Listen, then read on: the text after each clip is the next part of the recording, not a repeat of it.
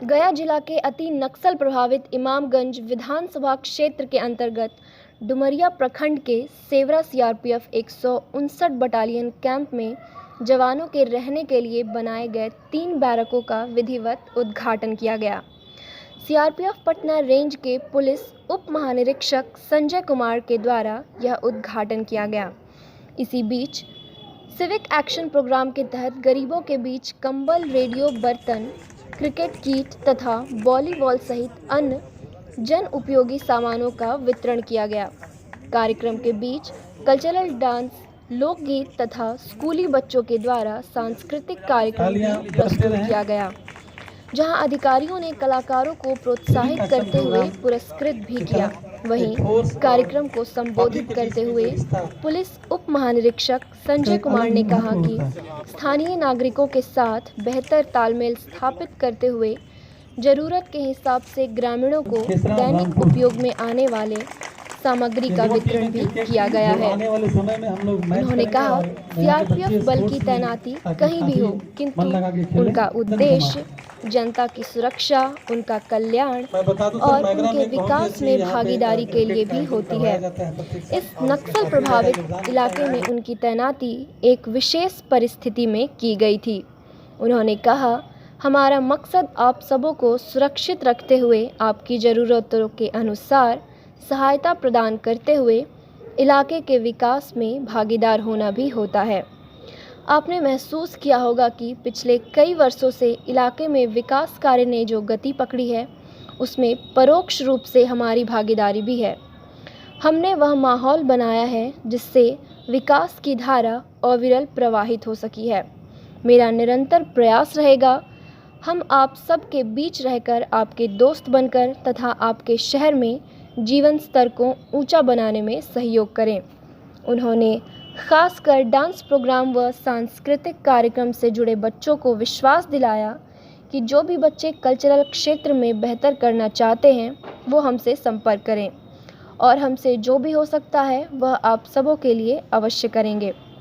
अंत में उन्होंने कहा कि विकास के क्षेत्र में हम सभी अपनी ड्यूटी के अलावे आपके कंधे से कंधा मिलाने के लिए पहले भी तैयार थे, अब भी तैयार हैं और भविष्य में भी तैयार रहेंगे। आपसे सिर्फ गुजारिश है, आप हम पर विश्वास करें। जब हमारा विश्वास और आपका एक दूसरे पर कायम हो जाएगा तो यह क्षेत्र विकास के पथ पर अग्रसर जरूर होगा। वहीं कमांडेंट नीतीश कुमार के आगंतुकों को धन्यवाद ज्ञापन किया। इस मौके पर कोबरा 205 के कमांडेंट दिलीप कुमार श्रीवास्तव, अमर घोष 47 बटालियन के कमांडेंट यादराम बुनकर, दिलीप कुमार, धीरेन्द्र मिश्रा, मोतीलाल और इमामगंज कैंप के सहायक कमांडेंट अवधेश कुमार के अलावा कई अधिकारी उपस्थित रहे। धन्यवाद। अन्य खबरों के लिए जुड़े रहिए जीसीपी न्यूज़ के साथ। आज का प्रोग्राम पहला प्रोग्राम था जो भारत सरकार के एसआरई के तहत कुछ हमें बजट प्राप्त हुआ था। उसके तहत 3 बैरकों के निर्माण का उद्घाटन और इन्हें जवानों को समर्पित करना, इसके साथ ही साथ स्थानीय नागरिकों से बेहतर संबंध स्थापित रखने के उद्देश्य से सिविक एक्शन प्रोग्राम के तहत विभिन्न सामग्रियों का वितरण जैसे कंबल, रेडियो, स्टॉल, बर्तन इत्यादि का वितरण किया गया है। सर, लंबे समय से इस इलाके में नक्सलियों को नकेल देने उसका बदलाव भी दिख रहा है।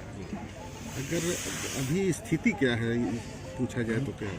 ये पहले से बहुत बेहतर स्थिति है। अभी आप देखें, आम नागरिकों के बीच में जैसे जैसे हमारी पहुंच बढ़ रही है वैसे वैसे परिस्थितियां भी बदल रही हैं। जो माहौल पहले आज से 2-4 साल पहले का माहौल था और अभी के माहौल में बहुत फ़र्क है। जो भय का वातावरण था उस वातावरण में बहुत फ़र्क आया है। तो लोग रिलैक्स हो रहे हैं, पब्लिक हमारा साथ दे रही है और उम्मीद करते हैं कि जनता के साथ मिलकर के हम इस समस्या का समाधान भी निकालें। कैसे ये संभव हो पाया? सिविक एक्शन प्रोग्राम कार्यक्रम का कितना योगदान है इस नक्सली उन्मूलन में? हम किसी लाभ के उद्देश्य से इस प्रोग्राम को नहीं करते। हमारा उद्देश्य होता है जनता के बीच पहुंचना और जो ज़रूरतमंद हैं, उनकी विशेष परिस्थितियां हैं तो उनके साथ उनको हम सहायता प्रदान करते हैं। हम सिविक एक्शन प्रोग्राम के तहत कोई लाभ लेने के इच्छुक नहीं होते।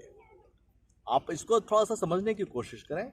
जनता के बीच आपका सहयोग, आपका सहयोग, आपसी संबंधों का प्रगाढ़ होना वो अलग चीज है।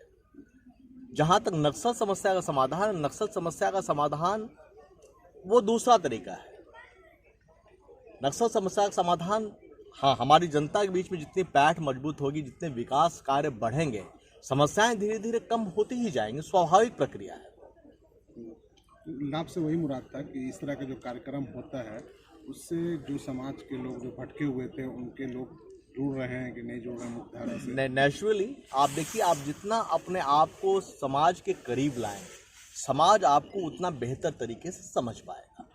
और समाज जब असलियत को समझने लगता है तो नकारात्मक चीज़ों से अपने आप को दूरी बनाना शुरू कर देता है। सर, कभी ये इलाका जो है, जो जिस जगह पर कैंप बनी हुई है, वहाँ गोलियों से लोग डरते थे। इलाका पूरा गोलियों से खौफ में रहते थे, क्योंकि ये नक्सलियों का सबसे बड़ा इलाका माना जाता था। तो क्या लगता है सर कि जिस तरीके से सीआरपी अपनी क्षमता दिखा रही है लोगों को, नक्सली कहाँ मतलब किस स्थिति में है सर? नहीं, वो बैकफुट पर है। वो बैकफुट पर है। और आप जब खुद ही बता रहे थे कि जो नक्सल क्षेत्र था वो सीमित होता जा रहा है और धीरे धीरे जब किसी का फैलाव सिमटता जाता है तो वो अपने अंत की तरफ चला जाता है। तो ये बहुत सीमित हो गया है और हम उम्मीद करते हैं कि भविष्य में हम इस समस्या से निजात पालेंगे, क्योंकि यह किसी समस्या का समाधान नहीं है। नक्सलिज्म किसी समस्या का समाधान नहीं है। और आज की डेट में जो नक्सलिज्म है वो क्या है, यहाँ अगर आप देखें तो पैसे की उगाही के अलावा कुछ भी नहीं है। सब लोग समझने लगे हैं इस चीज़ को। इवन इफ जो नक्सल धारा में शामिल हो गए हैं, जो अंदर हैं, वो भी इस चीज़ को महसूस करने लगे हैं। वो महसूस करने वाले लगे हैं कि वो ठगे गए, उनका शोषण किया गया है, उनका इस्तेमाल किया गया है और जो बड़े लीडर हैं उन्होंने फ़ायदा उठाया है। और इसी कड़ी में जब इस सोच उनके भीतर आई तो आपने देखा होगा पिछले वर्ष 5-6 नक्सलियों ने हमारे यहाँ सरेंडर भी किया था और विभिन्न तथ्यों को उन्होंने बताया भी। कुछ लोग अभी भी भटके हुए हैं जो जुड़ना चाहते हैं, उनके लिए निश्चित रूप से हम बिल्कुल तैयार हैं। हम दोनों हाथों से उनका स्वागत करने को तैयार हैं। हम हर वो सुविधा मुहैया करने को तैयार हैं। हम सुरक्षा देने को तैयार हैं। सुरक्षा देने के पश्चात बाकी की जो चीज़ें हैं उसके लिए भी हम तैयार हैं। सरकार की अपनी नीति है, हम उस नीति पर चलने को तैयार हैं। और सबसे आग्रह भी करना चाहते हैं कि जो भटक गए हैं, जो निकलना चाहते हैं उस रास्ते से, उनका हम स्वागत करें। ठीक। इसके अलावा बच्चों को प्रोत्साहन के लिए, पढ़ाई की शिक्षा के लिए प्रोत्साहन के क्या आपने अभी हमने बताया था कि इमामगंज में हमने ऑनलाइन कोचिंग क्लासेस शुरू करना है। अभी उसके लिए रजिस्ट्रेशन चल रहा है। पिछले वर्ष भी हमने कराया था, जिसमें हमने बताया करीब 33 बच्चे विभिन्न संस्थानों में सिलेक्ट हुए नौकरी के लिए। और इस बार भी हमारी कोशिश रहेगी। बहुत अच्छे 2 संस्थान हैं, 2 संस्थान ऐसे हैं जिन्होंने हमें फ्री कोचिंग ऑनलाइन सुविधा कराने का आश्वासन दिया है और हम उसका रजिस्ट्रेशन कर रहे हैं। 50 बच्चों का रजिस्ट्रेशन ऑलरेडी हो गया है। इमामगंज के अलावा भी अगर बच्चे कहीं और करना चाहते हैं तो हम उसको कराने के लिए भी तैयार हैं। ठीक। ग्रामीण एवं देश विदेश की अनोखी खबरों के लिए सब्सक्राइब करें और बेल आइकन दबाना ना भूलें।